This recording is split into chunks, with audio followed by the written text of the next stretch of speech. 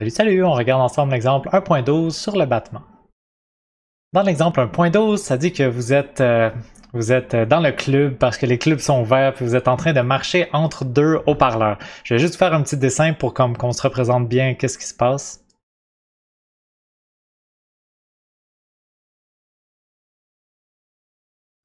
Et voilà, donc vous êtes dans le club, vous êtes en train de marcher entre les deux haut-parleurs.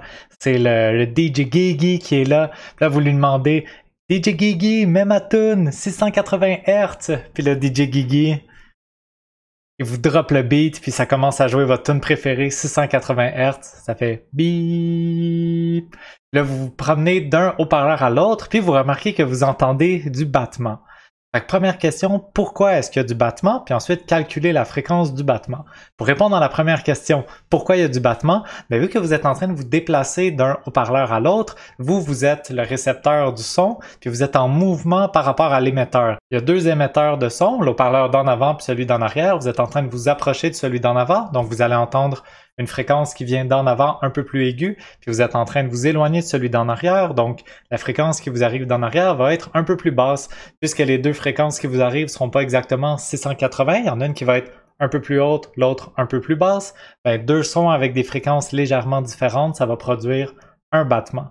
Fait que ce qui nous reste à faire, c'est comme deux petits problèmes d'effet Doppler pour calculer la fréquence qui arrive par en avant, celle qui arrive par en arrière, puis on utilise l'équation du battement pour calculer la fréquence du battement. Bon, je commence avec ma formule de l'effet Doppler. Ici, j'ai utilisé une formule de l'effet Doppler avec le prime puis le pas de prime. Que, je ne sais pas si vous voulez vous habituer à utiliser les deux. J'ai mis F1 parce que j'ai deux F' différents à calculer. Le F', celui qui vient d'en avant, puis le F' qui vient d'en arrière. Je vais commencer avec celui qui vient d'en avant. J'ai mis la formule générale où le récepteur et l'émetteur ont une vitesse, mais ici la vitesse de l'émetteur, le haut-parleur, ça va toujours être 0. Les haut-parleurs sont immobiles. Puis moi, j'ai une vitesse de 2 mètres. Donc 2 mètres par seconde. J'avance à 2 mètres par seconde, j'ai remplacé VR par 2 mètres puisque je suis en train de m'approcher de la source. La fréquence va être plus aiguë, donc je mets plus 2 mètres par seconde et ça me donne 684 Hz, la fréquence qui vient d'en avant. Je fais ce même calcul, mais cette fois avec un négatif au numérateur pour savoir la fréquence qui vient comme d'en arrière. Ça me donne cette fois 676 Hz. Je fais juste remarquer que si j'avais mis comme plus de chiffres significatifs puis que j'étais allé plus dans les décimales, les fréquences sont pas comme parfaitement symétriques autour de 680. Là, il y a une différence entre les deux.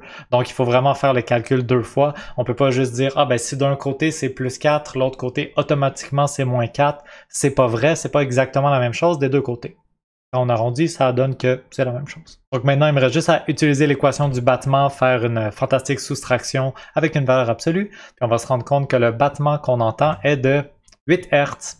Et voilà, c'est tout pour le calcul de ce numéro-là. Si vous vous demandez où est-ce que DJ Gigi a appris à être DJ comme ça, c'est sa grande sœur Eve qui lui a montré. C'est mes enfants d'amour.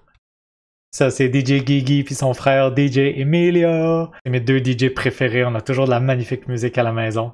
Donc, c'est tout pour cet exercice-là. Merci d'avoir écouté.